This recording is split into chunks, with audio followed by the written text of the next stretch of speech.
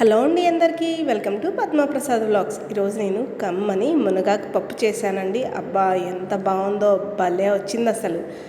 చాలామంది మునగాకు పప్ప అబ్బే అంటారు. అలా కాదండి, ఇలా ఒక్కసారి మునగాకుతో పప్పు చేయండి. అబ్బే వద్దు అన్న వాళ్ళు కూడా లొట్టలేసుకుంటూ తింటారు, అంత బాగుంటుంది. మునగాకులో చాలా పోషకాలు ఉంటాయండి. నార్మల్గా మునగాకు చక్కగా మనకి అందరి ఇళ్ళ దగ్గర మునగాకు చెట్లు ఉంటాయి కదా, 4 లేత కొమ్మలు అలా ఇరుచుకొచ్చి ఆకుని దూసి అలా పప్పు చేసుకుంటే సూపర్గా ఉంటుంది. ముందుగా ఒక కప్పు కందిపప్పును తీసుకొని నీట్గా కడిగేసేసి కందిపప్పులో కసిన్ని నీళ్ళు పోసుకొని కొంచెం పసుపు వేసుకొని మరీ ముద్దలాగా పప్పు ఉడకకుండా ఒక మాదిరిగా అంటే కొంచెం బద్దగా ఉండేటట్టు 2 విజిల్స్ పెట్టుకుంటే సరిపోతుంది. పప్పు విజిల్స్ వచ్చే లోపల అదే అండి ఆవిరిపోయే లోపల కడాయి పెట్టుకొని 1 టీ స్పూన్ దాకా ఆయిల్ వేసుకొని మునగాకండి నేను నీట్గా వాష్ చేసేసి ఆరబెట్టుకున్నాను. 1 కప్పు కందిపప్పుకి 3 కప్పుల వరకు ఆకుకూర ఏదైనా వేస్తానండి. నాకు అలా వేస్తేనే ఎందుకో రుచిగా అనిపిస్తుంది. పైగా పోషకాలు ఉన్నాయంటే కాస్త ఎక్కువే వేస్తాము. కారానికి 6 పచ్చిమిర్చి ముక్కల కింద కట్ చేసి వేసానండి. చిన్న ఉల్లిపాయని చీలికల కింద కట్ చేసి వేసుకున్నాను.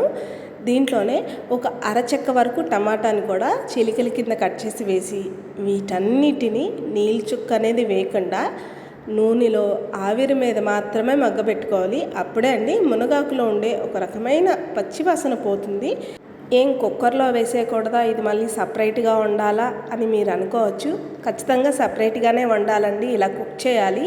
లేదంటే మునగాకులో ఉండే పసరవాసన అంతా పప్పుకు పట్టేసేసి రుచిగా ఉండదండి. అలా చేయడం వల్లే చాలామంది మునగాకు పప్పు తినరు అనేది నా అభిప్రాయం. మీరేమంటారో కామెంట్ చేయండి, నేను కూడా తెలుసుకుంటాను.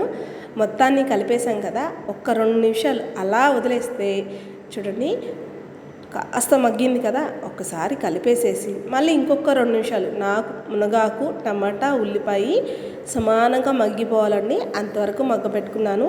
7-8 నిమిషాలు పట్టింది.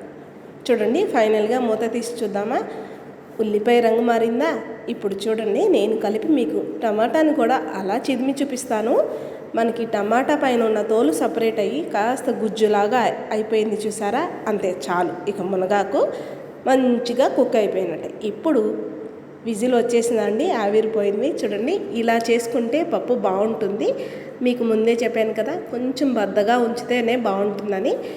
మరీ బద్దగా ఉంటే ఇలా ఈ మాదిరిగా మెదిపేసుకోండి. లేదు మాకు బాగుంటుంది ఇలాగే అనుకుంటే కనుక వదిలేసేయండి, చాలా బాగుంటుందండి.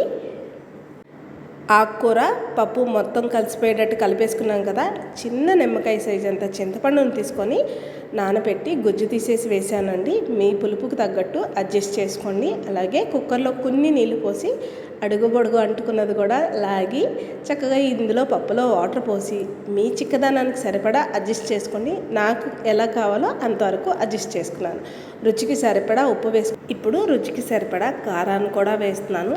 6 పచ్చిమిర్చి వేసిన కాస్త కారం పడితే బాగుంటుందండి. కాస్త పుల్లగా ఘాటుగా ఉంటేనే పప్పు తినాలనిపిస్తుంది కదా, అందుకని కొంచెం కారం వేసాను. కారం నచ్చదు అనుకునే వాళ్ళు పచ్చిమిర్చిని ఇంకాస్త తట్టిస్తే సరిపోతుంది. మనం పప్పులో ఆల్రెడీ ఉడికేటప్పుడు పసుపు వేసాం కాబట్టి సరిపోతుంది. ఇప్పుడు వేయవసరం లేదు, కాస్త ఉడుకు పట్టిస్తే సరిపోతుందండి. చూడండి మనం వేసుకున్న ఇంగ్రీడియంట్స్ అన్నీ పప్పుతో సహా చక్కగా కొత్త ఉడుకుతున్నాయి చూసారా, చాలు. ఇలా ఒక్కసారి అడుగు నుండి ఇలా కలిపేసుకొని సిమ్లోనే కాసేపు కుక్ చేసుకుందాం. ఈ లోపల పప్పుకి మంచి టేస్ట్నిచ్చే తాలింపును రెడీ చేసుకుందామండి.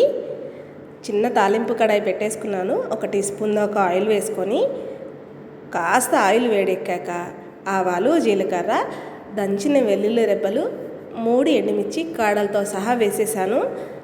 ఇప్పుడు ఎండుమిర్చి కాస్త రంగు మారేదాకా వేయించుకుందాం. ఇప్పుడు చిటికెడు ఇంగువ వేస్తున్నాను.